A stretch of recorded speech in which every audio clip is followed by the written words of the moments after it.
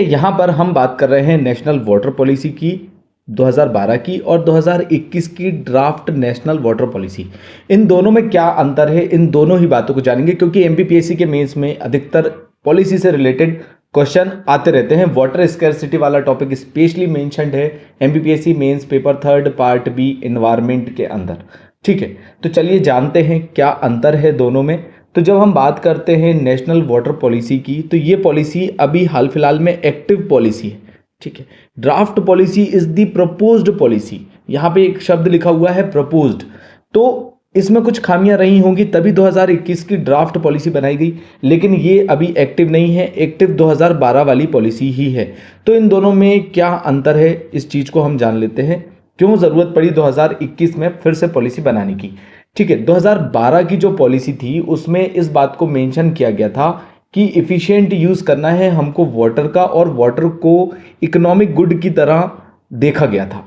लेकिन 2021 की जब पॉलिसी बनाई, इसमें यहां पर अननेसेसरी वाटर डिमांड को कम करने की बात यहां पर करी गई है, इफिशियंसी को आगे बढ़ाने की बात करी गई है 2021 की ड्राफ्ट पॉलिसी में। ठीक है, यहां पर अगर हम 2012 की पॉलिसी में एग्रीकल्चर के पॉइंट ऑफ व्यू से देखें तो जनरल वाटर कंजर्वेशन की बात की गई थी, लेकिन 2021 में क्रॉप डाइवर्सिफिकेशन की बात की गई है 2021 वाले में एग्रीकल्चर के पॉइंट ऑफ व्यू से, क्योंकि एग्रीकल्चर में बहुत ही ज़्यादा पानी का इस्तेमाल किया जाता है। अर्बन वाटर और वेस्ट वाटर के पॉइंट ऑफ व्यू से 2012 की पॉलिसी को देखेंगे तो यहां पर पॉल्यूटर्स पे का कॉन्सेप्ट या प्रिंसिपल लेके आए थे, जो पॉल्यूट करेगा वो पे करेगा, उसको फाइन भरना पड़ेगा।